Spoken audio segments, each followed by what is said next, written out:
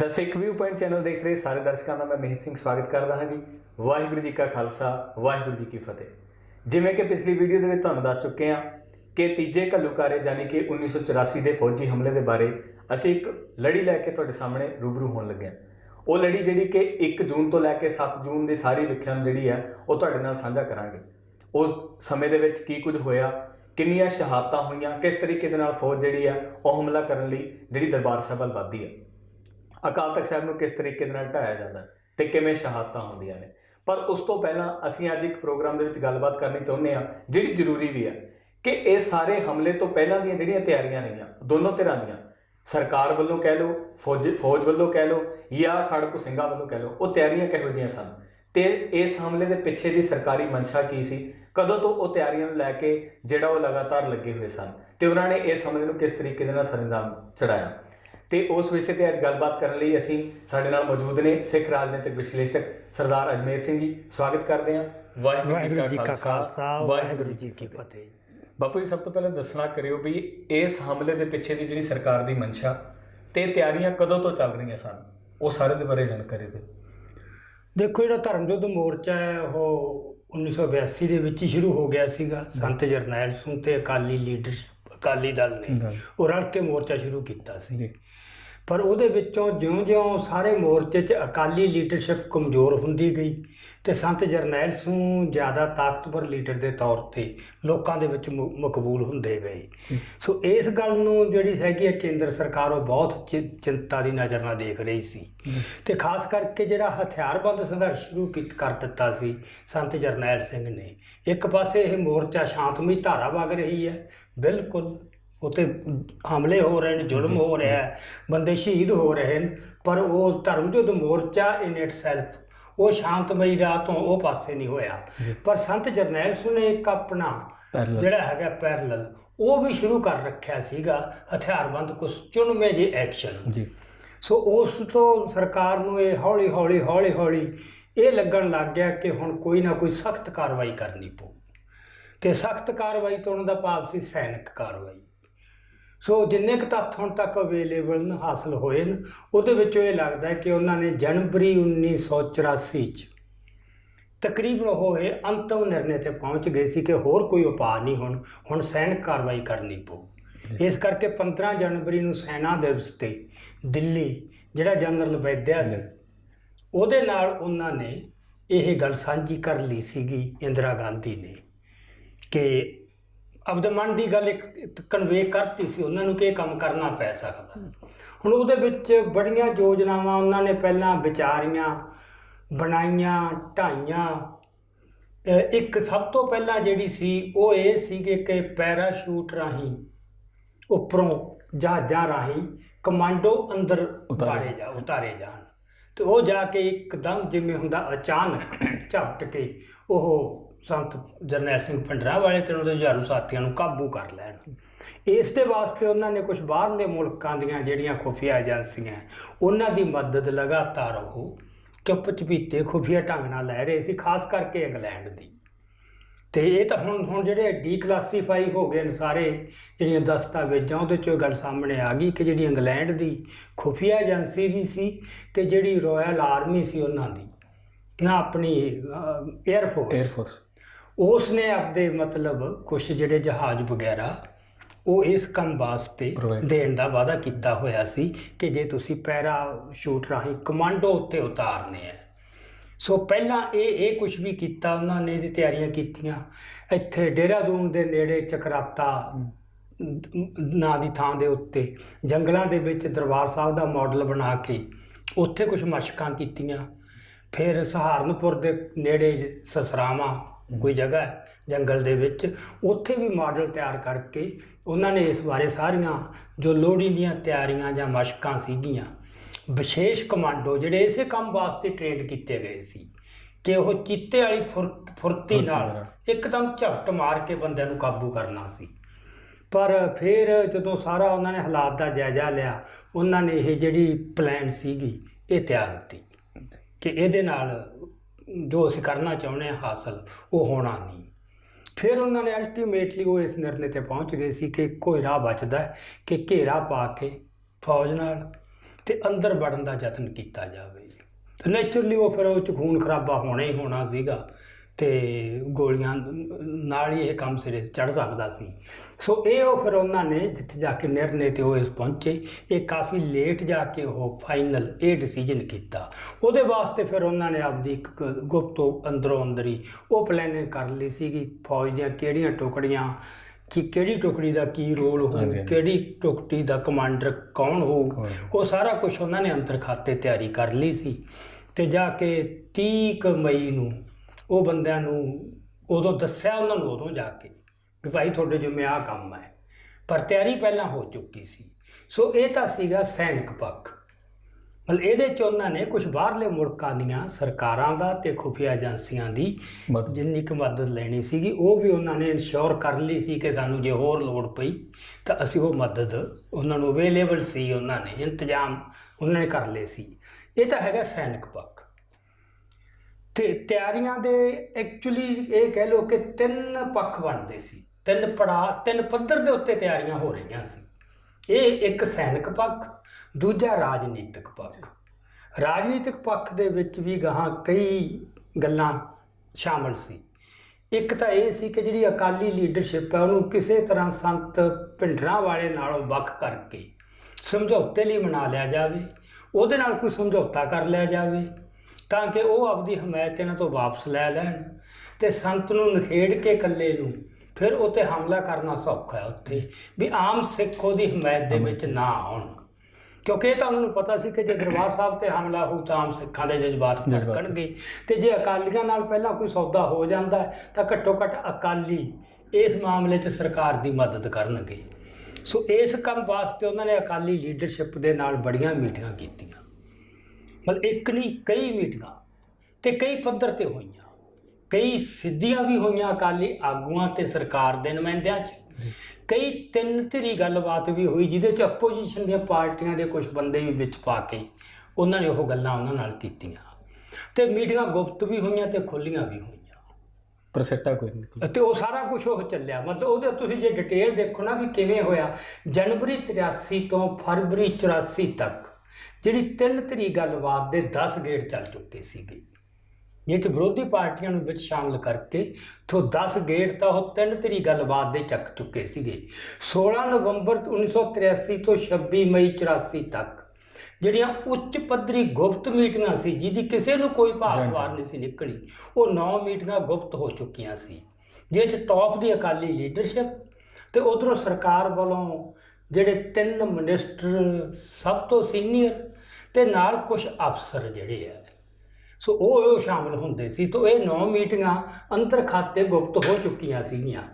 ਇਸ ਤੋਂ ਬਿਨਾਂ ਜਿਹੜੀਆਂ ਨਿੱਜੀ ਪੱਧਰ 'ਤੇ ਚੋਰ ਮਿਲਣੀਆਂ ਹੁੰਦੀਆਂ, ਕਦੇ ਅਮਰਿੰਦਰ ਸਿੰਘ ਮਿਲਿਆ, ਕਦੇ ਰਵੀ ਅੰਦਰ ਮਿਲਿਆ, ਕਦੇ ਬਾਦਲ ਮਿਲਿਆ, ਕਦੇ ਲੌਂਗੋਵਾਲ ਨਾ ਹੋ ਗਈ, ਇਹ ਚੋਰ ਮੁਲਾਕਾਤਾਂ ਵਿਅਕਤੀਗਤ ਨਿੱਜੀ ਪੱਧਰ 'ਤੇ ਇਹ ਇੱਕ ਵੱਖ ਚੱਲਦੀਆਂ ਰਹੀਆਂ। ਤੇ ਅਕਾਲੀ ਜਿਹੜੇ ਸੀਗੇ ਇੱਕ ਸਟੇਜ 'ਤੇ ਜਾ ਕੇ ਉਹਨਾਂ ਨੂੰ ਇਹ ਲੱਗਣ ਲੱਗ ਗਿਆ ਸੀ ਕਿ ਸਾਡੇ ਪੈਰਾਂ ਹੇਠੋਂ ਸਾਰੀ ਜ਼ਮੀਨ ਖਿਸਕ ਰਹੀ ਹੈ। ਬਸ ਸੰਤ ਜਰਨੈਲ ਸਿੰਘ ਭਿੰਡਰਾਂ ਵਾਲੇ ਰਾਜਸੀ ਤੌਰ 'ਤੇ ਇੰਨੀ ਤਾਕਤ ਗ੍ਰਹਿਣ ਕਰ ਗਏ ਸੀ ਤੇ ਉਹਦੇ 'ਚੋਂ ਫਿਰ ਅਕਾਲੀਆਂ ਨੂੰ ਵੀ ਲੱਗਦਾ ਸੀ ਜੇ ਸਮਝੌਤਾ ਸਰਕਾਰ ਨਾਲ ਹੁਣ ਨਾ ਹੋਇਆ ਤਾਂ ਅਸੀਂ ਬਿਲਕੁਲ ਹੀ ਸਾਡੀ ਹੋਂਦ ਹੀ ਖਤਮ ਹੋ ਜਾਣੀ ਹੈ। ਸੋ ਫਿਰ ਉਹ ਇਕੱਲੇ ਉਤਾਵਲੇ ਨਹੀਂ, ਬਹੁਤ ਕਾਹਲੇ ਪੈ ਗਏ ਸੀ, ਬੜੇ ਡੈਸਪੇਰੇਟ ਵੀ ਕਿਵੇਂ ਨਾ ਕਿਵੇਂ ਕੋਈ ਸਮਝੌਤਾ ਹੋ ਜੇ। ਹੁਣ ਉਹਦਾ ਪਤਾ ਤੁਹਾਨੂੰ ਮੀਟਿੰਗਾਂ ਤੋਂ ਲੱਗਦਾ ਵੀ 24 ਜਨਵਰੀ ਤੋਂ 26 ਮਈ ਤੱਕ 4 ਮਹੀਨਿਆਂ 'ਚ 6 ਗੁਪਤ ਮੀਟਿੰਗਾਂ ਹੋਈਆਂ। 27 ਮਾਰਚ ਤੋਂ ਲੈ ਕੇ 29 ਮਾਰਚ ਤੱਕ ਲਗਾਤਾਰ 27 ਨੂੰ ਵੀ, 28 ਨੂੰ ਵੀ, 29 ਨੂੰ ਵੀ ਉੱਪਰੋਂ-ਥੱਲੀ 3 ਮੀਟਿੰਗਾਂ ਹੋਈਆਂ। ਪਹਿਲੀ ਚੰਡੀਗੜ੍ਹ ਕਿਸੇ ਦੇ ਨਿੱਜੀ ਘਰ ਅੰਦਰ, ਸਰਕਾਰ ਦੀ ਤੇ ਅਕਾਲੀ ਲੀਡਰਾਂ ਦੀ, ਤਿੰਨੇ ਗੁਪਤ ਹੋਈਆਂ। ਪਹਿਲੀ ਚੰਡੀਗੜ੍ਹ ਕਿਸੇ ਦੇ ਨਿੱਜੀ ਘਰ ਅੰਦਰ, ਦੂਜੀ ਦਿੱਲੀ RK ਪੁਰਮ 'ਚ IV ਦਾ ਗੈਸਟ ਹਾਊਸ ਹੈ, ਉਸ ਗੈਸਟ ਹਾਊਸ 'ਚ, ਤੇ ਤੀਜੀ ਫਿਰ ਚੰਡੀਗੜ੍ਹ ਉਸੇ ਘਰ 'ਚ। ਸੋ ਇਹ ਜਿਹੜੀਆਂ ਹੈਗੀਆਂ 26, 27, 28 ਮਾਰਚ ਜਾਂ 27, 28, 29 ਮਾਰਚ ਇਹ ਇਸ ਤਰ੍ਹਾਂ ਮੀਟਿੰਗਾਂ ਹੋਈਆਂ। ਹਾਂਜੀ, ਤੇ ਬਾਕੀ ਜਿਹੜੀਆਂ ਹੈਗੀਆਂ ਉਹਨਾਂ ਦੀਆਂ ਦੂਜਿਆਂ ਨਾਲ ਉਹ ਲਗਾਤਾਰ ਇੱਕ ਗੈਰ ਰਸਮੀ ਪੱਧਰ ਦੇ ਉੱਤੇ ਉਹ ਤਾਂ ਚੱਲਦੀਆਂ ਰਹੀਆਂ। ਤੇ ਆਖਰੀ ਜਿਹੜੀ ਮੀਟਿੰਗ ਹੈ ਉਹ ਹੋਈ ਸੀ 26 ਮਈ ਨੂੰ। ਉਹ ਫਿਰ RK ਪੁਰਮ IV ਦੇ ਗੈਸਟ ਹਾਊਸ 'ਚ ਉਹ ਬਹੁਤ ਹੀ ਉੱਚ ਪੱਧਰੀ ਸੀ, ਜਿੱਥੇ ਇਹ ਸੀ ਕਿ ਸਮਝੌਤਾ ਹੋ ਹੀ ਜਾਣਾ। ਤੇ ਜਥੇਦਾਰ ਗੁਰਚਰਨ ਸਿੰਘ ਟੌਹੜਾ ਨੇ ਮੈਨੂੰ ਦੱਸਿਆ ਕਿ ਸਮਝੌਤਾ ਹੋ ਗਿਆ ਸੀ, ਦਸਤਾਵੇਜ਼ ਤਿਆਰ ਹੋ ਗਏ ਸੀ, ਮਿਨਿਸਟਰ ਉੱਠ ਕੇ ਅੰਦਰ ਇੰਦਰਾ ਗਾਂਧੀ ਦੇ ਦਸਤਖਤ ਕਰਵਾਉਣ ਗਏ ਆ। ਪਰ ਜਦੋਂ ਉਹ ਮੁੜ ਕੇ ਆ ਰਹੇ ਸੀਗੇ, ਉਹਨਾਂ ਦੇ ਚਿਹਰੇ ਢਲਕੇ ਹੋਏ ਸੀ ਤੇ ਉਹਨਾਂ ਨੇ ਹੋਰ ਕੁਝ ਨਹੀਂ ਕਿਹਾ, ਬਸ ਸਿਰ ਫੇਰਤਾ ਕਿ ਮੈਡਮ ਨਹੀਂ ਮੰਨੀ। ਸੋ ਇਹ ਕਿਉਂ ਖੇਡ ਰਹੀ ਸੀ ਇਸ ਤਰ੍ਹਾਂ ਦੀ, ਇਹ ਆਪਾਂ ਬਾਅਦ 'ਚ ਗੱਲ ਕਰਾਂਗੇ, ਅਜੇ ਇੱਥੇ ਨਹੀਂ, ਕਿਉਂਕਿ ਇਹ ਇੱਕ ਐਨਾਲਿਸਿਸ ਦਾ ਮਾਮਲਾ ਹੈ ਜੀ।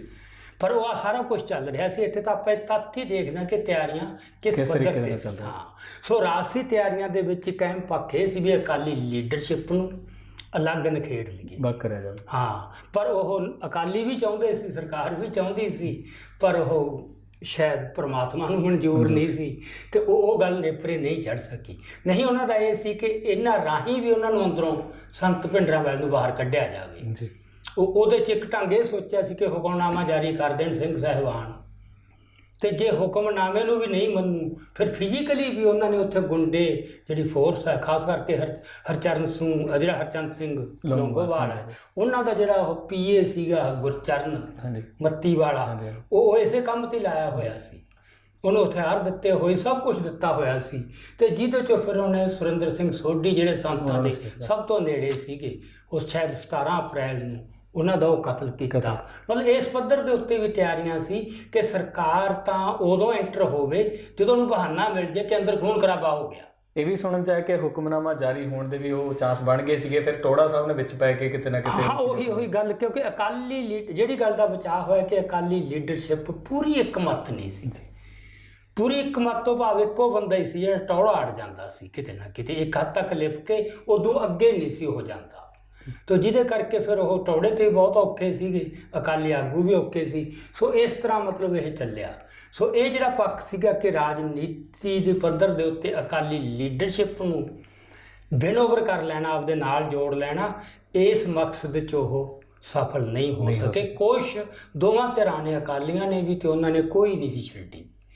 ਤੇ ਤੀਜਾ ਪੱਖ ਜਿਹੜਾ ਇਹਦਾ ਹੋਰ ਸੀਗਾ ਅਗਲਾ ਰਾਜਸੀ ਤਿਆਰੀਆਂ ਦਾ, ਉਹ ਇਹ ਸੀ ਕਿ ਵਿਰੋਧੀ ਦਲ ਜਿਹੜੇ ਨੇ ਇਹ ਕਾਂਗਰਸ ਦੇ ਦੇਸ਼ ਦੇ ਅੰਦਰ, ਉਹਦੇ ਇੰਦਰਾ ਦੇ ਖਿਲਾਫ ਲਾਮਬੰਦ ਹੋ ਗਏ ਸੀ। ਉਹਦਾ ਕਾਰਨ ਇਹ ਸੀ ਕਿ ਇੰਦਰਾ ਗਾਂਧੀ ਦੇ ਵਿੱਚ ਜਿਹੜੀ ਉਹ ਤਾਨਾਸ਼ਾਹ ਰੁਚੀ ਸੀ ਕਿ ਜਿਹੜੀ ਪਾਵਰ ਆ ਉਹਦਾ ਇੰਨਾ ਕੇਂਦਰੀਕਰਨ ਕਰ ਲਿਆ ਸੀ। ਪਹਿਲੀ ਗੱਲ ਤਾਂ ਇਹ ਵੀ ਸਾਰੀ ਪਾਵਰ ਕਾਂਗਰਸ ਕੋਲ ਹੀ ਹੋਵੇ, ਤੇ ਉਸ ਮੌਕੇ ਦੇ ਉੱਤੇ ਦੇਸ਼ ਦੇ ਅੰਦਰ ਜਿਹੜੀਆਂ ਖੇਤਰੀ ਪਾਰਟੀਆਂ ਨਾਲ ਬਹੁਤ ਵੱਡਾ ਵਾਰ ਆ ਗਿਆ ਸੀ। ਕਸ਼ਮੀਰ ਦੇ ਵਿੱਚ ਫਰੂਖ ਅਬਦੁੱਲਾ ਇੱਕ ਬਹੁਤ ਪਾਵਰਫੁਲ ਲੀਡਰ ਤੌਰ 'ਤੇ, ਆਂਧਰਾ 'ਚ ਐਨਟੀ ਰਾਮਾ ਰਾਓ, ਉਧਰ ਬਿਜੂ ਪਟਨਾਇਕ ਉੜੀਸਾ ਦੇ ਵਿੱਚ, ਤੇ ਉਧਰ ਆਪਣਾ ਸਾਰੇ ਸਾਊਥ ਦੇ ਵਿੱਚ ਹੀ ਓਰੀਜਨਲ ਲੀਡਰ ਜਿਹੜੇ ਨੇ 4 ਸਟੇਟਾਂ ਦੇ ਵਿੱਚ, ਉਹ ਬੜੇ ਪਾਵਰਫੁਲ ਸੀਗੇ। ਤੇ ਈਵਨ ਉਸ ਮੌਕੇ ਦੇ ਉੱਤੇ ਜਿਹੜੀ CPM ਹੈ, ਹਰਕਿਸ਼ਨ ਸਿੰਘ ਸੁਰਜੀਤ, ਉਹ ਵੀ ਰਾਜਾਂ ਨੂੰ ਵੱਧ ਅਧਿਕਾਰ ਦੇਣ ਦਾ ਤੇ ਫੈਡਰਲ ਢਾਂਚੇ ਦੀ ਪੋਜੀਸ਼ਨ ਤੇ ਖੜੇ ਸੀ, ਤੇ ਉਹ ਵਿਰੋਧੀ ਪਾਰਟੀਆਂ ਦੀ ਹਮਾਇਤ ਕਰ ਰਹੇ ਸੀ। ਤੇ ਵਿਰੋਧੀ ਪਾਰਟੀਆਂ ਦਾ ਪੈਂਤੜਾ ਇਹ ਸੀ ਕਿ ਇੰਦਰਾ, ਜਿਹੜਾ ਪੰਜਾਬ ਦਾ ਮਸਲਾ ਹੈ, ਇਹ ਮਸਲਾ ਹੈਗਾ ਸਿਆਸੀ, ਤੇ ਇਹਨੂੰ ਸਿਆਸੀ ਪੱਧਰ ਤੇ ਹੱਲ ਕੀਤਾ ਜਾਵੇ। ਇੰਦਰਾ ਗਾਂਧੀ ਆਪਦੇ ਰਾਜਸੀ ਮਫਾਦਾਂ ਵਾਸਤੇ ਇਹਨੂੰ ਅਮਨ ਕਾਨੂੰਨ ਦਾ ਮਸਲਾ ਬਣਾ ਰਹੀ ਹੈ, ਤੇ ਖਾਮ-ਖਾਮ ਮਸਲੇ ਨੂੰ ਉਲਝਾ ਰਹੀ ਹੈ, ਤੇ ਦੇਸ਼ ਨੂੰ ਉਹਦੀ ਬਹੁਤ ਵੱਡੀ ਕੀਮਤ ਦੇਣੀ ਪੈ ਰਹੀ ਹੈ। ਸੋ ਇਹ 16 ਦਲ ਸੀ ਜਿਹੜੇ ਖੇਤਰੀ ਪਾਰਟੀਆਂ, ਉਹ ਇੱਕ ਪਲੇਟਫਾਰਮ ਤੇ ਇਕੱਠੇ ਹੋ ਗਏ ਸੀ, ਤੇ ਉਹਨਾਂ ਨੇ ਬਹੁਤ ਮੀਟਿੰਗਾਂ ਕੀਤੀਆਂ ਆਪਸ ਵਿੱਚ ਹੀ। ਸੋ ਪਹਿਲੀ ਮੀਟਿੰਗ ਵਿਜੇਵਾੜਾ ਹੋਈ, ਦੂਜੀ ਮੀਟਿੰਗ ਦਿੱਲੀ ਹੋਈ, ਤੀਜੀ ਮੀਟਿੰਗ ਸ਼੍ਰੀਨਗਰ ਹੋਈ। ਉਹ ਲੜਾਈ ਦਾ ਪੈਂਤਰਾ ਤਿਆਰ ਕਰ ਰਹੇ ਸੀ ਕਿ ਇੰਦਰਾ ਗਾਂਧੀ ਦੇ ਖਿਲਾਫ ਲੜਾਈ ਵਿੱਢੀ ਜਾਵੇ। ਸੋ ਇਹ ਜਿਹੜਾ ਕੇਂਦਰੀਕਰਨ ਦਾ ਹੈਗਾ ਨਾ ਵੀ ਸੈਂਟਰਲਾਈਜੇਸ਼ਨ ਆਫ ਪਾਵਰ, ਇਹ ਫਿਰ ਅਖੀਰ ਨੂੰ ਨਿੱਜੀਕਰਨ ਹੁੰਦਾ ਹੈ। ਸੋ ਸੈਂਟਰਲਾਈਜੇਸ਼ਨ ਦਾ ਮਤਲਬ ਨਿੱਜੀਕਰਨ, ਵੀ ਇੱਕ ਲੀਡਰ ਹੈ, ਉਹਦੀ ਇੱਕ ਛੋਟੀ ਜਿਹੀ ਜੁੰਡਲੀ ਹੈ ਜਿਹੜੀ ਉਹਦੀ ਐਕਸਟੈਂਸ਼ਨ ਹੈ, ਤੇ ਉਹਦੇ ਖਿਲਾਫ ਫਿਰ ਦੂਜੇ ਬੰਦਿਆਂ ਨੂੰ ਤਾਂ ਰਜੈਂਟਮੈਂਟ ਹੋਣੀ ਹੈ। ਉਹਨੂੰ ਆਪਾਂ ਅੱਜ ਦੀ ਸਿਚੁਏਸ਼ਨ, ਆ ਸਾਰੇ ਕੁਛ ਨੂੰ ਜੇ ਤੁਸੀਂ ਅੱਜ ਦੀ ਸਿਚੁਏਸ਼ਨ ਨਾਲ ਜੋੜ ਕੇ ਦੇਖੋਗੇ ਨਾ, ਅਕਾਲੀਆਂ ਦੇ ਰੋਲ ਤੋਂ ਲੈ ਕੇ ਵਿਰੋਧੀ ਪਾਰਟੀਆਂ ਤੱਕ ਦਾ ਨਾ, ਉਹ ਸਾਰਾ ਕੁਛ ਤੁਹਾਨੂੰ ਸਾਫ਼ ਉਹ 'ਚ ਜ਼ਾਹਰ ਹੋ ਜਾਊਗਾ। ਉਹਦੇ ਨਾਲ ਉਹਦਾ ਜਿਹੜਾ ਹੈਗਾ ਨਾ ਸੰਬੰਧ, ਉਹ ਬੜਾ ਜੁੜ ਜਾਊਗਾ। ਸੋ ਇਹ ਉਹਨਾਂ ਨੇ ਮਤਲਬ ਚਲਾਇਆ ਜਾ ਕੇ ਵੀ ਵਿਰੋਧੀ ਪਾਰਟੀਆਂ ਨੂੰ ਫਿਰ ਕੀ ਕਰੀਏ। ਪਹਿਲਾਂ ਤਾਂ ਉਹਨਾਂ ਨੇ ਇਹ ਕੀਤਾ ਕਿ ਇਹਨਾਂ ਨੂੰ ਬਦਨਾਮ ਕਰੋ ਲੋਕਾਂ ਦੇ ਵਿੱਚ, ਕਿਉਂਕਿ ਉਹਨਾਂ ਨੇ ਪੈਂਤਰਾ ਰੱਖਿਆ ਰਾਸ਼ਟਰਵਾਦ ਦਾ, ਦੇਸ਼ ਭਗਤੀ, ਕਿ ਖਤਰਾ ਦੇਸ਼ ਨੂੰ ਹੈ। ਉਹਨਾਂ ਨੇ ਕੀ ਕੀਤਾ, ਪੈਂਤੜਾ ਉਹਨਾਂ ਦਾ ਕੀ ਸੀ ਕਿ ਅਕਾਲੀ ਮੰਗਾਂ ਦੀ ਗੱਲ ਨਾ ਕਰੀਏ ਆਪਾਂ। ਇਹਨਾਂ ਮੰਗਾਂ ਦੇ ਪਿੱਛੇ ਉਹਨਾਂ ਦਾ ਪੈਂਤੜਾ ਕੀ ਹੈ ਵੀ ਉਹ ਤਾਂ ਜੀ ਦੇਸ਼ ਉਹ ਤਾਂ ਅੱਡ ਹੋਣਾ ਚਾਹੁੰਦੇ, ਉਹ ਤਾਂ ਦੇਸ਼ ਨੂੰ ਤੋੜਨਾ ਚਾਹੁੰਦੇ। ਤੇ ਉਹਨਾਂ ਦੇ ਪਿੱਛੇ ਵਿਦੇਸ਼ੀ ਤਾਕਤਾਂ ਹੈ। ਵਿਦੇਸ਼ੀ ਤਾਕਤਾਂ ਕਿਹੜੀਆਂ? ਪਾਕਿਸਤਾਨ ਤੇ ਅਮਰੀਕਾ। ਮਤਲਬ ਇਹ ਲਾ ਕੇ ਵੀ ਉਹਨਾਂ ਨੂੰ ਬਦਨਾਮ ਕਰੀਏ ਤੇ ਮੰਗਾਂ ਦੀ ਗੱਲ ਹੀ ਨਾ ਕਰੀਏ, ਕਿਉਂਕਿ ਪਾਰਟੀਆਂ ਮੰਗਾਂ ਤੇ ਗੱਲ ਕਰ ਰਹੀਆਂ ਸੀ, ਵਿਰੋਧੀ ਪਾਰਟੀਆਂ। ਸੋ ਉਹਨਾਂ ਨੇ ਉਹਨਾਂ ਦੇ ਉੱਤੇ ਪੂਰਾ ਦਬਾਅ ਪਾ ਲਿਆ। 16 ਪਾਰਟੀਆਂ ਸੀਗੀਆਂ ਵਿਰੋਧੀ, ਇਹਨਾਂ ਨੇ 16 ਆਪਦੇ 94 MP ਕੱਢੇ ਜਿਹੜੇ ਸਿਰੇ ਦੇ ਕਲੇਸ਼ੀ ਹੋਣ। ਉਹ ਜਿਵੇਂ ਕੁੱਤਾ ਨਹੀਂ ਹੁੰਦਾ ਵੀ ਤੁਸੀਂ ਉਹਨਾਂ ਦੇ ਪਟੇ ਲਾ ਦਿਓ ਕਿ ਨਾ ਫਿਰ ਹੌਲੀ ਹੌਲੀ ਕਰਕੇ ਪੈ ਜਾਣ, ਉਹ 16 ਦਾ ਗਰੋਹ ਫਿਰ ਛੱਡਤਾ ਇਹਨਾਂ ਨੇ ਉਹਨਾਂ ਤੇ। ਉਹ ਹਰ ਰੋਜ਼ ਮਤਲਬ ਸਵੇਰ ਤੋਂ ਲੈ ਕੇ ਸ਼ਾਮ ਤੱਕ ਧੂਆਂ ਧਾਰ ਬਿਆਨਬਾਜ਼ੀ। ਉਹਨਾਂ ਨੇ ਇੰਨਾ ਤਾਬੜਤੋੜ ਹੱਲਾ ਬੋਲਿਆ ਪਾਰਟੀਆਂ ਤੇ, ਵਿਰੋਧੀ ਪਾਰਟੀਆਂ ਤੇ। ਥੋੜ੍ਹੇ ਜਿਹੇ ਦਿਨਾਂ 'ਚ ਇਹਨਾਂ ਦੇ ਪੈਰ ਉਹ ਖੇਡਤੇ, ਮਤਲਬ ਇਹਨਾਂ ਨੂੰ ਕਾਰਨਰ ਕਰ ਲਿਆ, ਘੇਰ ਕੇ ਬਚਾ ਦੇ ਪੈਂਤਰੇ ਤੇ ਲਿਜਾ ਸੁੱਟਿਆ ਵੀ ਆਪਦੀ ਸਫਾਈ ਦਿਓ। ਤੇ ਜਿਹੜੀ ਸੀਗੀ ਬੀਜੇਪੀ, ਉਹ ਪਹਿਲਾਂ ਤੋਂ ਇਹ ਕਹਿ ਰਹੀ ਸੀ ਕਿ ਇਹ ਕੋਈ ਸਿਆਸੀ ਸਮੱਸਿਆ ਨਹੀਂ, ਅਮਨ ਕਾਨੂੰਨ ਦੀ ਸਮੱਸਿਆ, ਤੇ ਸਿੱਧੀ ਇੱਥੇ ਫੌਜ ਭੇਜੋ ਜਾ ਕੇ ਦਰਬਾਰ ਸਾਹਿਬ 'ਚ। ਉਹਨਾਂ ਦੇ ਸਾਰੇ ਮਤੇ ਪਏ ਨੇ, ਮਤਲਬ ਉਹਨਾਂ ਦੇ ਪਾਏ ਹੋਏ ਉਹਨਾਂ ਦੇ ਸਾਰੇ ਬਿਆਨ ਪਏ ਨੇ। ਉਹ ਤਾਂ ਪਹਿਲੇ ਦਿਨੋਂ ਹੀ ਕਹਿ ਰਹੇ ਸੀ, ਪਰ ਬਾਕੀ ਪਾਰਟੀਆਂ ਨਹੀਂ ਸੀ ਮੰਨ ਰਹੀਆਂ। ਪਰ ਫਿਰ ਅਖੀਰ ਨੂੰ ਜਾ ਕੇ ਜਦੋਂ ਇਹਨਾਂ ਨੇ ਇੰਨਾ ਉੱਥੇ ਦੇਸ਼ ਦੇ ਅੰਦਰ ਮਾਹੌਲ ਤਿਆਰ ਕਰ ਲਿਆ ਕਿ ਮਸਲਾ ਤਾਂ ਇੱਥੇ ਦੇਸ਼ ਨੂੰ ਬਚਾਉਣ ਦਾ ਹੈ, ਤੇ ਅਕਾਲੀ ਆਗੂਆਂ ਨੂੰ ਦੇਸ਼ ਦੇ ਦੁਸ਼ਮਣ ਦਿਖਾਤਾ, ਸੰਤ ਭਿੰਡਰਾਂ ਵਾਲੇ ਨੂੰ ਅੱਤਵਾਦੀ, ਦਹਿਸ਼ਤਗਰਦ, ਦੇਸ਼ ਦਾ ਦੁਸ਼ਮਣ।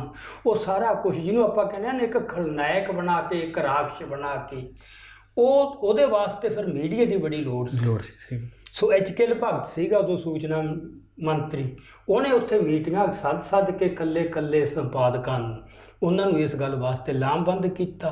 ਸੋ ਉੱਧਰੋਂ ਮੀਡੀਆ ਨੇ ਮਤਲਬ ਸਾਰੀ ਲਹਿਰ ਚਲਾਤੀ, ਉੱਧਰੋਂ ਕਾਂਗਰਸ ਨੇ ਤੇ ਉਹ 16 ਦਾ ਜਿਹੜਾ ਗਰੋਹ ਸੀ MP ਦਾ, ਤੇ ਉਹਨਾਂ ਨੇ ਹਾਲਾਤ ਇਹ ਬਣਾਤੇ ਵੀ ਜਿਹੜੇ ਵਿਰੋਧੀ ਪਾਰਟੀਆਂ ਉਹਨਾਂ ਨੂੰ ਥੋੜ੍ਹਾ ਉਹ ਬਚਾਅ ਦੇ ਪੈਂਤਰੇ 'ਤੇ ਹੋ ਗਈਆਂ। ਤੇ ਇੱਕ ਘਟਨਾਕ੍ਰਮ ਇਹ ਵਾਪਰ ਗਿਆ ਕਿ ਜਿਹੜੀ ਆਖਰੀ ਮੀਟਿੰਗ ਸੀ ਵਿਰੋਧੀ ਪਾਰਟੀਆਂ ਦੀ, ਉਹ 7 ਜੂਨ ਨੂੰ ਹੋਈ 1983 ਨੂੰ। 7 ਜੂਨ 1983 ਨੂੰ ਸ੍ਰੀਨਗਰ। 6 ਜੂਨ ਨੂੰ ਉਸ ਮੀਟਿੰਗ ਤੋਂ ਇੱਕ ਦਿਨ ਪਹਿਲਾਂ ਜਿਹੜਾ ਢਿੱਲਵਾਂ ਕਾਂਡ ਆ ਉਹ ਵਾਪਰ ਗਿਆ। ਹੁਣ ਅੱਜ ਤੁਹਾਨੂੰ ਸ਼ਾਇਦ ਨਹੀਂ ਪਤਾ ਹੋਣਾ ਢਿੱਲਵਾਂ ਕਾਂਡ ਕੀ ਸੀ, ਕਿ ਉਹ ਪਹਿਲੀ ਘਟਨਾ ਸੀ ਜਦੋਂ ਬੱਸ ਨੂੰ GT ਰੋਡ ਤੋਂ ਪਾਸੇ ਲਿਜਾ ਕੇ ਲਿੰਕ ਰੋਡ ਤੇ ਉਹਦੇ ਵਿੱਚੋਂ 6 ਹਿੰਦੂ ਕੱਢ ਕੇ ਉਹਨਾਂ ਨੂੰ ਥੱਲੇ ਉਤਾਰ ਕੇ ਗੋਲੀਆਂ ਮਾਰਤੀਆਂ। ਇਹ ਉਦੋਂ ਪਹਿਲੀ ਘਟਨਾ ਸੀ। ਸੋ ਇਹਦੇ ਨਾਲ ਨੈਚੁਰਲੀ ਸਾਰਾ ਮਾਹੌਲ ਬਦਲ ਗਿਆ ਦੇਸ਼ ਦਾ ਕਿ ਹਿੰਦੂ ਤਾਂ ਅਸੁਰੱਖਿਅਤ ਨੇ, ਇੱਥੇ ਇਹ ਤਾਂ ਹਿੰਦੂਆਂ ਨੂੰ ਮਾਰ ਰਹੇ ਨੇ।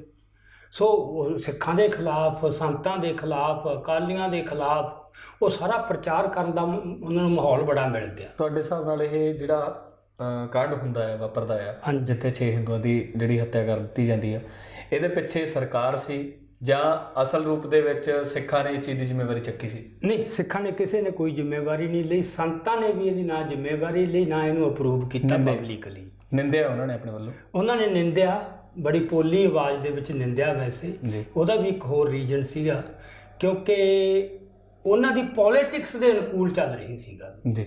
ਜਿਹੜੀ ਪੋਲਰਾਈਜੇਸ਼ਨ ਹੋਣੀ ਸੀ ਹਿੰਦੂ ਤੇ ਸਿੱਖ ਦੀ ਦੋਹਾਂ ਦੇ ਵਿੱਚ, ਉਹ ਹੋ ਰਹੀ ਸੀ ਇਸ ਗੱਲ ਨਾਲ। ਸੋ ਉਹਨਾਂ ਨੂੰ ਮਤਲਬ ਉਹਨਾਂ ਵੱਲੋਂ ਨਹੀਂ ਕੀਤਾ, ਇਹ ਸਭ ਨੂੰ ਪਤਾ ਹੈ, ਪਰ ਇਹ ਬੜਾ ਸ਼ੱਕੀ ਹੈ ਕਿ ਕਿਵੇਂ ਹੋਇਆ। ਠੀਕ ਹੈ, ਬੰਦੇ ਤਾਂ ਮਤਲਬ ਉਹ ਵਰਤਦੇ ਹੁੰਦੇ ਨੇ, ਜਿਹੜਾ ਏਜੰਸੀਆਂ ਜਦੋਂ ਕੰਮ ਕਰਦੀਆਂ ਨਾ, ਇੱਕ ਸੂਖਮ ਢੰਗ ਇਹ ਹੁੰਦਾ ਕਿ ਉਹਨਾਂ ਦੇ ਬੰਦੇ ਆ ਕੇ ਇਹ ਕੰਮ ਨਹੀਂ ਕਰਦੇ ਜੀ।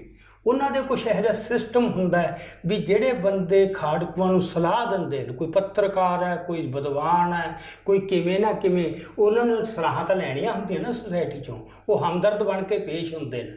ਕੋਈ ਪੁੱਠੀ ਸਲਾਹ ਦੇ ਦਿਓ ਉਹਨਾਂ ਨੂੰ ਵੀ ਜੇ ਤੁਸੀਂ ਆਹ ਕਰਦੇ ਹੋ ਬਸ ਦੇਖੋ ਲਹਿਰ ਕਿਵੇਂ ਅੱਗੇ ਜਾਊ।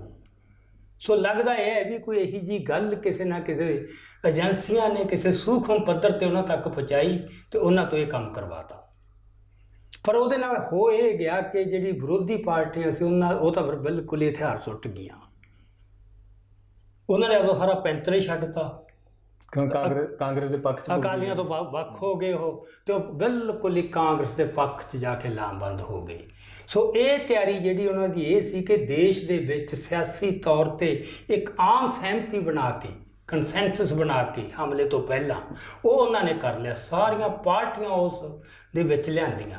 ਹੁਣ ਇਹਦੇ ਵਿੱਚ ਜਿਹੜੀਆਂ ਖੱਬੀਆਂ ਪਾਰਟੀਆਂ ਉਹਨਾਂ ਦੇ ਰੋਲ ਨੂੰ ਸਮਝਣਾ ਬਹੁਤ ਜ਼ਰੂਰੀ ਹੈ, ਖਾਸ ਕਰਕੇ ਅੱਜ ਦੇ ਪ੍ਰਸੰਗ 'ਚ, ਕਿਉਂਕਿ ਕਿਤੇ ਕਿਤੇ ਐਂ ਲੱਗ ਰਿਹਾ ਜਿਵੇਂ ਉਹੀ ਫਿਲਮ ਦੁਬਾਰਾ ਕੋਈ ਰੀਪਲੇ ਹੋ ਰਹੀ। ਜੀ ਜੀ।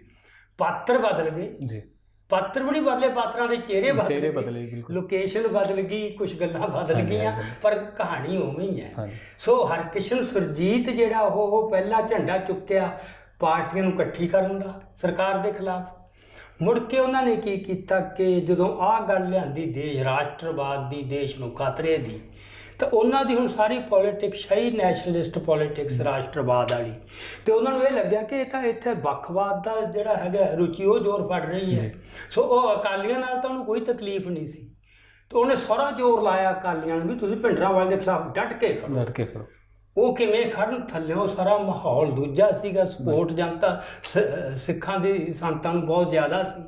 ਸੋ ਉਹ ਪਹਿਲਾਂ ਤਾਂ ਉਹ ਇਹ ਖੇਡ ਖੇਡੀ ਗਿਆ, ਉਹਨੇ ਤਾਂ ਜ਼ੋਰ ਲਾਤਾ ਉਹਨੇ ਅਕਾਲੀਆਂ ਤੇ, ਆਪਣੇ ਮਫਾਦ ਲਈ ਮਿਸਗਾਈਡ ਕਰਦਾ ਸੀ ਇੱਕ ਤਰ੍ਹਾਂ। ਹਾਂ, ਇਕੱਲੇ ਆਪਦੇ ਪਰਸਨਲ ਵਫਾਦ ਲਈ ਨਹੀਂ, ਉਹਨਾਂ ਦੀ ਆਈਡੀਆਲੋਜੀ ਚੋਂ ਹੀ ਨਿਕਲਦਾ ਸੀ। ਅੱਛਾ।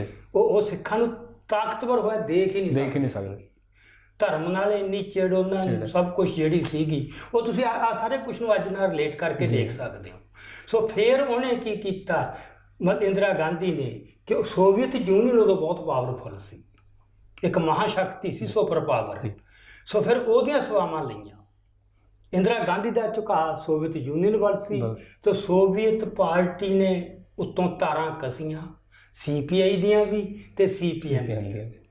ਸੋ ਦਿਨਾਂ ਦੇ ਵਿੱਚ ਹੀ ਉਹਨਾਂ ਦੀ ਸੁਰ ਬਦਲ ਗਈ ਤੇ ਪੈਂਤਰਾ ਬਦਲ ਗਿਆ। ਸੋ ਜਿਹੜੇ ਕਹਿੰਦੇ ਸੀ ਵੀ ਜਿਹੜਾ ਪੰਜਾਬ ਦਾ ਮਸਲਾ ਸਿਆਸੀ ਮਸਲਾ ਹੈ, ਅਮਨ ਕਾਨੂੰਨ ਦਾ ਨਹੀਂ, ਉਹ ਦੂਜੀ ਬੋਲੀ ਬੋਲਣ ਲੱਗ ਗਏ। ਇੱਥੇ ਸੋਵੀਅਤ ਯੂਨੀਅਨ ਦੀ ਕਮਿਊਨਿਸਟ ਪਾਰਟੀ ਦਾ ਵਫਦ ਆਇਆ, ਉਹਨਾਂ ਦੀ ਨਾਲ ਮੀਟਿੰਗ ਹੋਈ, ਬਸ ਰਾਤੋਂ ਰਾਤ ਬੰਦਿਆਂ ਨੇ ਪੋਜੀਸ਼ਨ ਬਦਲ ਦਿੱਤੀ। ਸੋ ਉਸ ਤੋਂ ਬਾਅਦ ਇਹਨਾਂ ਨੇ ਫਿਰ ਇਹੀ ਕੰਮ ਕੀਤਾ ਕਿ ਸੰਤਾਂ ਦੇ ਖਿਲਾਫ ਤੇ ਸਿੱਖਾਂ ਦੇ ਖਿਲਾਫ ਦੇਸ਼ ਦੇ ਅੰਦਰ ਜੋ ਲਾਮਬੰਦੀ ਕਰਨੀ ਸੀ, ਉਹਦੇ 'ਚ ਬੜੀ ਭੂਮਿਕਾ ਨਿਭਾਈ। ਸੋ ਰਾਜਸੀ ਲੈਵਲ ਦੇ ਉੱਤੇ ਆਹ ਇੱਕ ਜਿਹੜਾ ਅਮਲ ਹੈ, ਸੋ ਇੱਕ ਅਕਾਲੀ ਲੀਡਰਸ਼ਿਪ ਨੂੰ ਵਿਨ ਓਵਰ ਕਰਨਾ, ਦੂਜਾ ਵਿਰੋਧੀ ਪਾਰਟੀਆਂ 'ਚੋਂ ਪੂਰੇ ਕਾਮਯਾਬ ਹੋ ਗਏ, ਅਕਾਲੀਆਂ 'ਚ ਉਹ ਅੰਸ਼ਕ ਤੌਰ ਤੇ ਕਾਮਯਾਬ ਹੋਏ, ਪੂਰੇ ਨਹੀਂ। ਤੇ ਤੀਜਾ ਸੀਗਾ ਡਿਪਲੋਮੈਟਿਕ ਲੈਵਲ ਤੇ ਵੀ ਜਿਹੜੀਆਂ ਬਾਹਰਲੀਆਂ ਸਰਕਾਰਾਂ ਨੇ, ਉਹਨਾਂ ਤੱਕ ਇਹਨੇ ਆਪਦੇ ਸਾਰੇ ਰਾਜਦੂਤਾਂ ਨੂੰ ਕਹਿ ਕੇ ਵੀ ਉਹਨਾਂ ਨੂੰ ਆਪਦੇ ਪੱਖ ਦੇ ਵਿੱਚ ਕੀਤਾ ਜਾਵੇ, ਉਹ ਵੀ ਉਹਨਾਂ ਨੇ ਕਵੈਤ ਕੀਤੀ।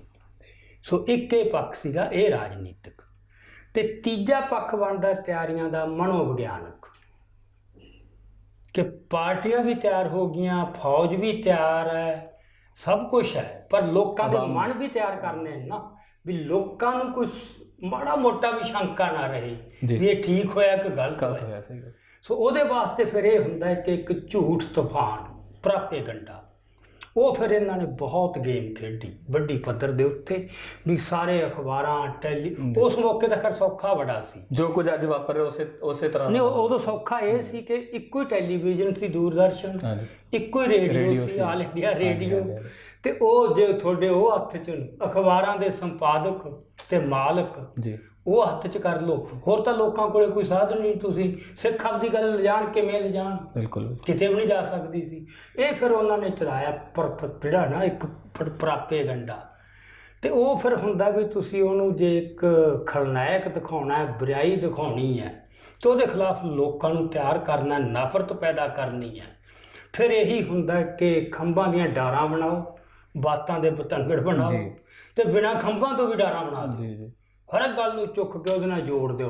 ਉਹ ਆਪਾਂ ਹੁਣ ਵੀ ਦੇਖ ਰਹੇ ਹਾਂ, ਜਿਹੜਾ ਇਹ ਧੰਦਾ ਚੱਲਦਾ ਹੁੰਦਾ ਵੀ ਹਰ ਕਦੇ ਉਹਦੀ ਟੰਗ ਉਹਦੇ ਨਾਲ ਜੋੜਤੀ, ਉਹਦੀ ਬਾਂਹ ਉਹਦੇ ਨਾਲ ਜੋੜਤੀ, ਗੱਲ ਨਾ ਬਾਤ ਨਾ, ਮਤਲਬ ਕਾਹ ਵੱਡਾ ਕਾਤਰਾ ਉਹ ਗਵਾਰਾ ਜਿਹਾ ਬਣਾ ਦੇਣਾ। ਸੋ ਇਹ ਮੁਹਿੰਮ ਚਲਾਈ। ਇਹਦੇ 'ਚ ਫਿਰ ਜਿਹੜੀ ਦੇਖਣ ਵਾਲੀ ਗੱਲ ਹੈ ਕਿ ਜਿਹੜੀ KGB ਸੀ, ਸੋਵੀਅਤ ਯੂਨੀਅਨ ਦੀ ਖੁਫੀਆ ਏਜੰਸੀ, ਉਹ KGB ਦਾ ਇੱਕ ਅਧਿਕਾਰੀ ਮੁੜ ਕੇ ਡਿਫੈਕਟ ਕਰ ਗਿਆ, ਮਿਤਰੋਖਿਨ। ਉਸਨੇ ਫਿਰ ਉਹ ਦਸਤਾਵੇਜ਼ ਰਿਲੀਜ਼ ਕੀਤੇ, ਜਿੱਥੋਂ ਇਹ ਸਿੱਧ ਹੋ ਗਿਆ ਕਿ ਇਹ ਸਾਰੇ ਅਮਲ ਦੌਰਾਨ ਉਹਨਾਂ ਨੇ ਹਿੰਦੁਸਤਾਨ ਦੀ ਇੱਕ ਪੂਰੀ ਦੀ ਪੂਰੀ ਨਿਊਜ਼ ਏਜੰਸੀ, ਉਹਨੂੰ ਪੈਸਾ ਸੁੱਟਿਆ, ਉਹ ਟੋਟਲ ਖਰੀਦ ਲਈ ਪ੍ਰਾਪੇਗੰਡੇ ਵਾਸਤੇ, 10 ਅਖਬਾਰ ਨੂੰ ਪੈਸਾ ਸੁੱਟਿਆ, ਤੇ ਦਰਜਨਾਂ ਦੀ ਗਿਣਤੀ 'ਚ ਪੱਤਰਕਾਰਾਂ ਤੇ ਕਾਲਮ ਨਵੀਸਾਂ ਨੂੰ ਅੰਨਾ ਪੈਸਾ। ਤੇ ਉਹ ਪੈਸੇ ਨੇ ਫਿਰ ਰੰਗ ਬੜੇ ਦਿਖਾਏ, ਲੇਖ ਤੇ ਲੇਖ, ਹਰ ਖਬਰ ਨੂੰ ਉਹ ਟਵਿਸਟ ਦੇਣੀ। ਸੋ ਇਹ ਉਹਦੇ ਨਾਲ ਫਿਰ ਇੱਕ ਜਿਹੜਾ ਹੈਗਾ ਮਾਹੌਲ ਦੇਸ਼ ਦੇ ਲੋਕਾਂ ਦਾ ਕਿ ਭਾਈ ਹੁਣ ਤਾਂ ਹਮਲੇ ਕੀਤੇ ਬਗੈਰ ਹੱਲ ਹੀ ਕੋਈ ਨਹੀਂ। ਸਹੀ ਗੱਲ। ਸੋ ਇਹ ਉਹਨਾਂ ਨੇ ਜਿਹੜਾ ਜਿਹਨੂੰ ਆਪਾਂ ਤਿਆਰੀਆਂ ਦੇ ਵਿੱਚ ਇਹ ਨਾ ਮੈਂ ਤੁਹਾਨੂੰ ਬੜੀਆਂ ਹੀ ਬਹੁਤ ਮੋਟੇ ਜਿਹੀਆਂ ਗੱਲਾਂ ਦੱਸੀਆਂ ਨੇ। ਜੇ ਤੁਸੀਂ ਇਹਦੀ ਸਾਰੀ ਡਿਟੇਲ ਦੇਖੋ ਕਿਵੇਂ ਕਿਵੇਂ ਹੋਇਆ ਤਾਂ ਇਹ ਬੜਾ ਵੱਡਾ ਇੱਕ ਉਹਨਾਂ ਦਾ ਸੀਗਾ ਪ੍ਰੋਜੈਕਟ ਜਿਹੜਾ ਇਹਨੂੰ ਨੇਪਰੇ ਚਾੜਿਆ ਉਹਨਾਂ ਨੇ। ਤੇ ਇਹ ਸਿਲਸਿਲਾ ਉਹਨਾਂ ਨੇ ਜਿਹੜਾ ਤਿਆਰੀਆਂ ਸਰਕਾਰ ਦੀ ਪੱਧਰ ਦੇ ਉੱਤੇ ਇਹ ਕਰ ਲਈਆਂ ਸੀਗੀਆਂ। ਇਹ ਤਕਰੀਬਨ ਜਨਵਰੀ ਤੋਂ ਲੈ ਕੇ ਸਮਝ ਲਓ ਵੀ ਆਪਣੇ ਮਈ ਦੇ ਅਖੀਰ ਤੱਕ ਜਾ ਕੇ ਉਹ ਇਸ ਨੂੰ ਐਨ ਸਿਰੇ ਤੇ ਲੈ ਗਈ ਸਾਰੀ ਕੁਛ। ਹੁਣ ਇੱਧਰੋਂ ਆਪਾਂ ਦੇਖੀਏ ਕਿ ਸੰਤਾਂ ਦੀ ਤਰਫੋਂ, ਕਿਉਂਕਿ ਅਕਾਲੀਆਂ ਨੇ ਤਾਂ ਇੱਕ ਅਕਾਲੀਆਂ ਦੀ ਹਾਲਤ ਇਹ ਬਣ ਗਈ ਸੀ ਕਿ ਇੱਕ ਪਾਸੇ ਤਾਂ ਉਹਨਾਂ ਨੂੰ ਸੰਤਾਂ ਦਾ ਪ੍ਰੈਸ਼ਰ, ਉਹ ਲੋਕ ਟੁੱਟ ਰਹੇ ਸੀ ਤੇ ਆਪ ਵੀ ਕੁਝ ਗਰਮ ਜਿਹੀਆਂ ਗੱਲਾਂ ਕਰਨੀਆਂ ਪੈਂਦੀਆਂ ਸੀ। ਉਹ ਗਰਮ ਨਾਅਰੇ ਵੀ ਦੇ ਦਿੰਦੇ ਸੀ, ਗਰਮ ਪੈਂਤੜੇ ਦੇ ਦਿੰਦੇ ਸੀ ਤੇ ਨਾਲ ਵਿਚਾਰਧਾਰਕ ਸਿਧਾਂਤਕ ਪੈਂਤੜਾ ਇਹ ਸੀ ਵੀ ਅਸੀਂ ਸ਼ਾਂਤੀ ਨਾਲ ਰਹਿਣਾ।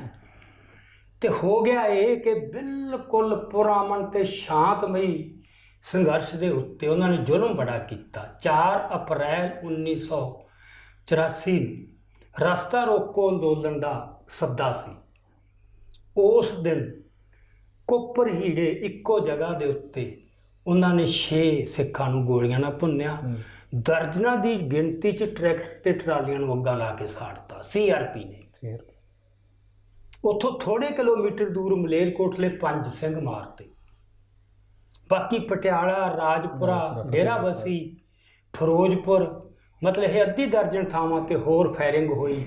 ਮਤਲਬ ਇੱਕੋ ਦਿਨ 'ਚ 4 ਅਪ੍ਰੈਲ ਨੂੰ 20 ਸਿੰਘ ਉਹਨਾਂ ਨੇ ਗੋਲੀਆਂ ਨਾਲ ਮਾਰਤੇ। ਹੁਣ ਜਦੋਂ ਐਡਾ ਵੱਡਾ ਖੂਨ ਖਰਾਬਾ ਹੋਵੇ ਤੇ ਜਿਹੜਾ ਤੁਸੀਂ ਕਹੋ ਵੀ ਅਸੀਂ ਸਭ ਕੁਝ ਸ਼ਾਂਤਮਈ ਢੰਗ ਨਾਲ ਕਰ ਲਾਂਗੇ, ਉਹਨਾਂ ਦਾ ਵਜਨ ਨਹੀਂ ਰਹਿੰਦਾ ਦਲੀਲ। ਸਿੱਖਾਂ 'ਚ ਇਹ ਆਉਣ ਲੱਗ ਗਈ ਵੀ ਯਾਰ ਇਸ ਤਰ੍ਹਾਂ ਹੱਥਾਂ ਬਾਜ਼ ਕਰਾ ਰਿਹਾ, ਬੈਰੀ ਮਿੱਤ ਨਾ ਹੋਏ। ਸੰਤਾਂ ਨੂੰ ਲਗਾਤਾਰ ਉਹ ਪਲੜਾ ਲਗਾਤਾਰ ਭਾਰੀ ਹੁੰਦਾ ਗਿਆ, ਅਕਾਲੀਆਂ ਦਾ ਉਹ ਹੌਲਾ ਹੁੰਦਾ ਗਿਆ।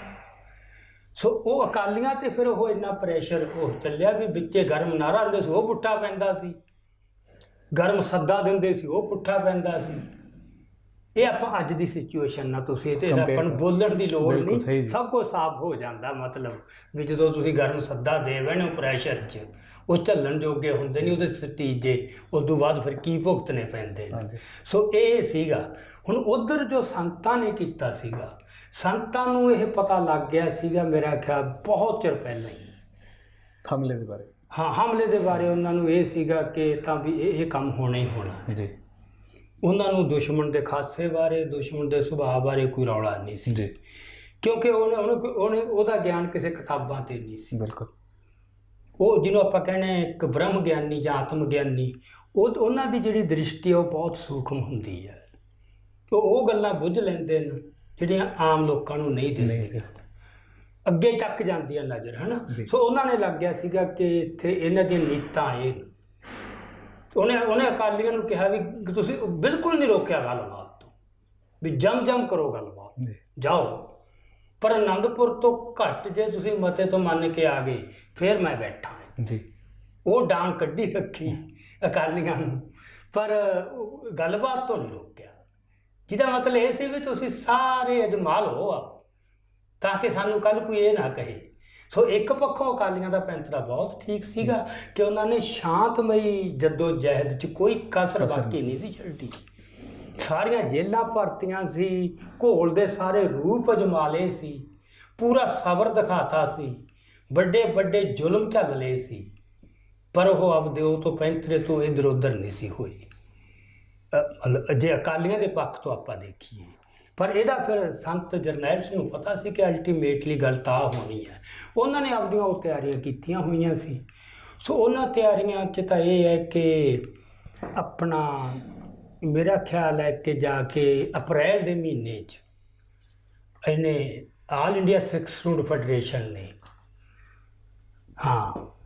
19 ਮਾਰਚ ਨੂੰ ਉਹ 'ਤੇ ਪਾਬੰਦੀ ਲੱਗ ਗਈ, ਬੈਨ ਲੱਗਣ ਆਲ ਇੰਡੀਆ ਸਿੱਖ ਫੈਡਰੇਸ਼ਨ 'ਤੇ 5 ਅਪ੍ਰੈਲ ਨੂੰ ਪੰਜਾਬ ਨੂੰ ਗੜਬੜ ਵਾਲਾ ਇਲਾਕਾ ਕਰਾਰ ਦਿੱਤਾ। ਗੱਲ ਉੱਧਰ ਨੂੰ ਵੱਧ ਕਿਵੇਂ ਰਹੀ ਹੈ ਲਗਾਤਾਰ। ਤੇ BSF ਤੇ CRP ਉਹਦੀਆਂ ਧਾੜਾਂ ਪੰਜਾਬ 'ਚ ਲਗਾਤਾਰ ਇਕੱਠੀਆਂ ਹੁੰਦੀਆਂ ਗਈਆਂ, ਉਹਦੀ ਗਿਣਤੀ ਵੱਧਦੀ ਗਈ, ਉਹ ਬਿਲਡਅਪ ਹੋ ਰਿਹਾ, ਸਾਰੀ ਉਹ ਤਿਆਰੀ ਹੋ ਰਹੀ ਹੈ। 15 ਤੇ 16 ਅਪ੍ਰੈਲ ਦੀ ਰਾਤ ਨੂੰ ਆਲ ਇੰਡੀਆ ਸਿੱਖ ਸਟੂਡੈਂਟ ਫੈਡਰੇਸ਼ਨ ਦੇ ਕਾਰਕੁਨਾਂ ਨੇ 3 ਦਰਜਨ ਰੇਲਵੇ ਸਟੇਸ਼ਨਾਂ ਨੂੰ ਅੱਗ ਲਾ ਕੇ ਸਾੜਤਾ। ਸੋ ਗੱਲ ਐਨ ਫਲੈਸ਼ ਪੁਆਇੰਟ ਵੱਲ ਵਧੀ ਜਾ ਕੇ ਤੇ ਸੰਤਾਂ ਨੇ ਮਾਰਚ ਮਹੀਨੇ 'ਚ ਅਕਾਲ ਤਖਤ ਤੇ ਬਾਕੀ ਦਰਬਾਰ ਸਾਹਿਬ ਦੇ ਅੰਦਰ ਕੰਪਲੈਕਸ ਦੇ ਅੰਦਰ ਮੋਰਚਾਬੰਦੀ ਦਾ ਸਿਲਸਿਲਾ ਸ਼ੁਰੂ ਕਰ ਦਿੱਤਾ। ਜਨਰਲ ਸੁਵੇਗ ਸਿੰਘ ਦੀ ਸਾਰੀ ਰਹਿਨਮਾਈ ਹੇਠ। ਸੋ ਉਹਨਾਂ ਨੇ ਮਾਰਚ ਤੋਂ ਉਹਨਾਂ ਨੇ ਤਿਆਰੀਆਂ ਸ਼ੁਰੂ ਸੀ ਉਹਨਾਂ ਦੀਆਂ, ਜਿਹਦੇ 'ਚ ਇਹ ਸੀ ਵੀ ਵੱਧ ਤੋਂ ਵੱਧ ਜਿੰਨੇ ਕੁ ਹਥਿਆਰ ਆ ਸਕਦੇ ਨੇ ਹਥਿਆਰ ਅੰਦਰ ਲਿਜਾਣੇ ਤੇ ਬਾਕੀ ਉਹ ਮੋਰਚਾਬੰਦੀ ਕਰਨੀ। ਤੇ 17 ਅਪ੍ਰੈਲ ਨੂੰ ਸੋਢੀ ਦਾ ਕਤਲ ਹੁੰਦਾ ਤੇ 12 ਮਈ ਨੂੰ ਲਾਲਾ ਜਗਤ ਨਾਰਾਇਣ ਦਾ ਜਿਹੜਾ ਸਭ ਤੋਂ ਵੱਡਾ ਮੁੰਡਾ ਸੀ ਰਮੇਸ਼ ਚੰਦਰ, ਉਹਦਾ ਕਤਲ। ਉਹਦੇ ਕਤਲ ਤੋਂ ਬਾਅਦ ਮੈਂ ਉਹਦੇ ਜਲੰਧਰ ਸੀ ਜਦੋਂ ਉਹਦਾ ਕਤਲ ਹੋਇਆ। ਉਦੋਂ ਬਾਅਦ ਮਤਲਬ ਕਈ ਮੀਲ ਤੱਕ ਅੱਗਾਂ ਲੱਗਦੀਆਂ ਵੀ ਉਹਨਾਂ ਨੇ ਗੁਰੂ ਨਾਨਕ ਲਾਇਬ੍ਰੇਰੀ ਸਾੜੀ, ਸਿੱਖਾਂ ਦੇ ਘਰ, ਦੁਕਾਨਾਂ, ਮਤਲਬ ਗੱਲ ਉੱਧਰ ਨੂੰ ਬਸ ਉਹ ਚੱਲ ਪਈ ਸੀਗੀ। ਤੇ ਇਹ ਜਦੋਂ ਸਾਰਾ ਕੁਝ ਹੋ ਰਿਹਾ ਸੀ ਤਾਂ ਟੌੜਾ ਜਿਹੜਾ ਹੈ 26 ਮਈ ਨੂੰ ਆਖਰੀ ਗੱਲ ਹੋਈ ਆ ਉਹਨਾਂ ਦੀ ਗੁਪਤ RK ਪੁਰਮ IB ਦੇ ਗੈਸਟ ਹਾਊਸ। 26 ਮਈ ਨੂੰ ਜਦੋਂ ਗੱਲਬਾਤ ਟੁੱਟ ਗਈ ਤਾਂ ਬਿਲਕੁਲ ਟੁੱਟੇ ਮਨਾਂ ਨਾਲ ਉਹ ਸਿੱਧੇ ਟੌੜਾ ਅੰਮ੍ਰਿਤਸਰ ਪਹੁੰਚਿਆ। ਜਦੋਂ ਦਰਬਾਰ ਸਾਹਿਬ ਆਇਆ ਤਾਂ ਉਹਨੂੰ ਲੱਗਿਆ ਵੀ ਇਹ ਤਾਂ ਕਹਾਣੀ ਹੋਰ ਬਣ ਰਹੀ ਹੈ। ਜਿੰਨੇ ਉਹਨੇ ਦੇਖੇ CRP ਦੇ ਮੋਰਚੇ, BSF ਦੀ ਘੇਰਾਬੰਦੀ, ਅਜੇ ਭਾਵੇਂ ਫੌਜ ਸਿੱਧੀ ਨਹੀਂ ਦਿਸਦੀ ਸੀ, ਤੇ ਫਿਰ ਉਹਨੇ ਕਿਹਾ ਵੀ ਹੁਣ ਹੋਰ ਤਾਂ ਕੋਈ ਢੰਗ ਹੀ ਨਹੀਂ, ਸਰਕਾਰ ਨਾਲ ਤਾਂ ਗੱਲਬਾਤ ਜਿਹੜੀ ਹੋਣੀ ਸੀ ਹੋ ਗਈ। ਉਹ ਫਿਰ BD ਪਾਂਡੇ ਸੀਗਾ ਗਵਰਨਰ, ਉਹਨੂੰ ਜਾ ਕੇ ਮਿਲਿਆ ਵੀ ਯਾਰ ਕਿਸੇ ਤਰ੍ਹਾਂ ਟਲ ਸਕਦਾ। ਤੇ ਪਾਂਡੇ ਨੇ ਇੱਕ ਪ੍ਰਪੋਜ਼ਲ ਦਿੱਤੀ ਸੀ, ਜੇ ਤੂੰ ਫੈਡਰੇਸ਼ਨ ਨੂੰ ਇਸ ਗੱਲ ਤੇ ਮਨਾ ਲੈ ਕਿ ਇੱਕ ਹਫ਼ਤੇ ਲਈ ਉਹ ਠੱਪ ਕਰ ਦੇਣਾ ਆਪਣੀਆਂ ਸਰਗਰਮੀਆਂ ਜੀ, ਤਾਂ ਮੈਂ ਉਹਨਾਂ ਤੋਂ ਪਾਬੰਦੀ ਚੁਕਾ ਦੂੰ, ਉਹ ਖੁੱਲ੍ਹੇ ਵਿਚਰਨ ਤੇ ਇੱਕ ਮਾਹੌਲ ਸੁਖਾਵਾਂ ਬਣਾਈਏ। ਸੋ ਇਹ ਗੱਲਬਾਤ ਕਰਕੇ 30 ਅਪ੍ਰੈਲ ਨੂੰ ਜਾਂ 30 ਮਈ ਨੂੰ ਤੇ ਟੌੜਾ ਸਿੱਧਾ ਅੰਮ੍ਰਿਤਸਰ ਪਹੁੰਚਿਆ ਰਾਤ ਨੂੰ, ਤੇ ਸਵੇਰੇ ਜਾ ਕੇ ਸੰਤਾਂ ਨੂੰ ਮਿਲਿਆ ਤੇ ਸੰਤਾਂ ਨੂੰ ਦੱਸਿਆ ਵੀ ਮੇਰੀ ਭਾਂਡੇ ਨਾਲ ਆਹ ਗੱਲਬਾਤ ਹੋਈ ਸੀ ਵੀ ਉਹ ਫੈਡਰੇਸ਼ਨ ਤੋਂ ਪਾਬੰਦੀ ਚੁੱਕ ਸਕਦਾ ਜੇ ਤੁਸੀਂ ਹਫ਼ਤਾ ਬੰਦ ਕਰ ਦਿਓ। ਉਹ ਸੰਤਾਂ ਨੇ ਫਿਰ ਆਪਦੀ ਮੌਤ 'ਚ ਉਹਦੇ ਮੋਢੇ 'ਤੇ ਹੱਥ ਮਾਰ ਕੇ ਕਿਹਾ, ਜਥੇਦਾਰਾ ਪਾਬੰਦੀਆਂ ਦੀ ਪਰਵਾਹ ਨਾ ਕਰ ਨਾ, ਵੀ ਕੋਈ ਗੱਲ ਨਹੀਂ। ਉਹ ਜਿਵੇਂ ਉਹਨਾਂ ਨੂੰ ਪਤਾ ਸੀ ਵੀ ਜੋ ਕੁਛ ਹੋ ਰਿਹਾ ਕੋਈ ਤਣਾਅ ਨਹੀਂ, ਕੋਈ ਦਬਾਅ ਨਹੀਂ, ਉਹ ਆਪਦੀ ਮੌਤ 'ਚ ਸੀਗੇ। ਉਹਨਾਂ ਨੂੰ ਪਤਾ ਸੀ ਜੋ ਕੁਛ ਹੋ ਰਿਹਾ, ਜੋ ਕੁਛ ਹੋਣਾ ਹੈ।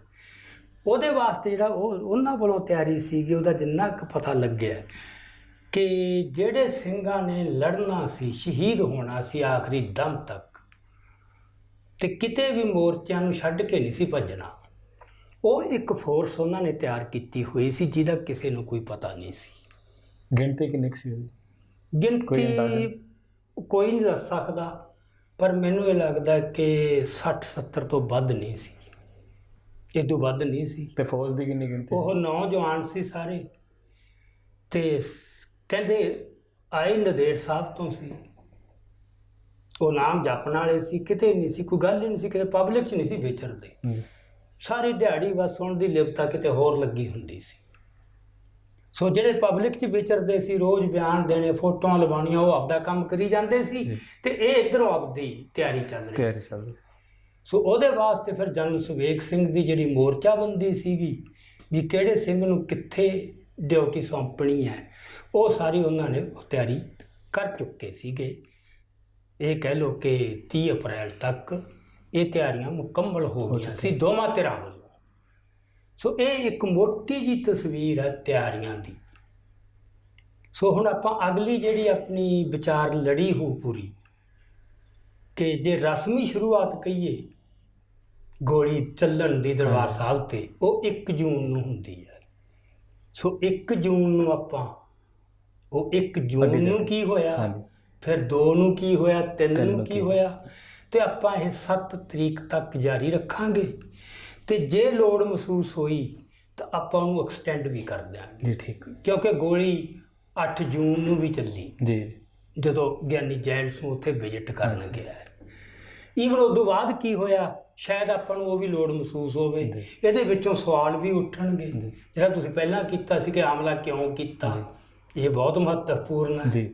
ਸੰਤ ਜਰਨੈਲ ਸਿੰਘ ਅਕਾਲ ਤਖਤ ਸਾਹਿਬ ਤੇ ਕਿਉਂ ਗਿਆ, ਬਹੁਤ ਸਵਾਲ। ਕਿਉਂਕਿ ਇਹ ਵੀ ਗੱਲ ਆਉਂਦੀ ਹੈ ਕਿ ਮਹਿਤੇ ਵਿਖੇ ਵੀ ਉਹਨਾਂ ਤੇ ਹਮਲਾ ਹੋਣਾ ਸੀਗਾ। ਇਹ ਪਹਿਲਾਂ ਹਮਲੇ ਦੇ ਜਿਹੜੀ ਸਰਕਾਰ ਦੀ ਤਿਆਰੀ ਸੀ ਉੱਥੇ ਸੀ, ਫਿਰ ਬਾਅਦ ਚੋਂ ਚੇਂਜ ਕਰੀ ਗਈ ਉਹਦੇ ਲਈ ਵੀ। ਹਾਂ, ਉਹ ਵੀ ਇਹਨਾਂ ਨੇ ਇੱਕ ਵਾਰ ਸੋਚਿਆ ਸੀ ਕਿ ਬਖਤਰਬੰਦ ਗੱਡੀਆਂ ਨਾਲ ਮਹਿਤੇ ਹੈੱਡਕੁਆਟਰ ਤੇ ਹਮਲਾ ਕੀਤਾ ਜਾਵੇ, ਪਰ ਉਹਦੇ 'ਚ ਜਿਹੜਾ ਉਸ ਮੌਕੇ ਦਾ ਜਿਹੜਾ ਵੈਸਟਰਨ ਕਮਾਂਡ ਦਾ ਜਨਰਲ ਸੀਗਾ ਸਿਨਹਾ, ਉਹ ਨਹੀਂ ਮੰਨਿਆ ਜੀ। ਉਹਨੇ ਠੋਕਮਾ ਜਵਾਬ ਦੇਤਾ, ਇਸੇ ਕਰਕੇ ਉਹਨੂੰ ਫੌਜਾਂ ਦਾ ਮੁਖੀ ਨਹੀਂ ਬਣਾਇਆ ਤੇ ਉਹਨੂੰ ਉਦੋਂ ਪਹਿਲਾਂ ਹੀ ਬਾਈਪਾਸ ਉਹਨੂੰ ਕਰਕੇ ਨਾ ਸੁਪਰਸੀਡ ਕਰਕੇ ਉਦੋਂ ਜੂਨੀਅਰ ਨੂੰ ਜਾ ਕੇ ਉਹਦਾ ਉਹ ਬਣਾਇਆ। ਸੋ ਉਹ ਤਾਂ ਉਹਦੇ ਕਰਕੇ ਸਿਨਹਾ ਕਰਕੇ ਨੇਪਰੇ ਨਹੀਂ ਚੜ੍ਹ ਸਕੀ। ਮਤਲਬ ਮਨ 'ਚ ਪਤਾ ਨਹੀਂ ਹੋਰ ਕਿੰਨੀਆਂ ਤਰਕੀਬਾਂ ਉਹਨਾਂ ਨੇ, ਕੁਛ ਬਾਹਰ ਆ ਗਈਆਂ ਕੁਛ ਨਹੀਂ ਆਈਆਂ।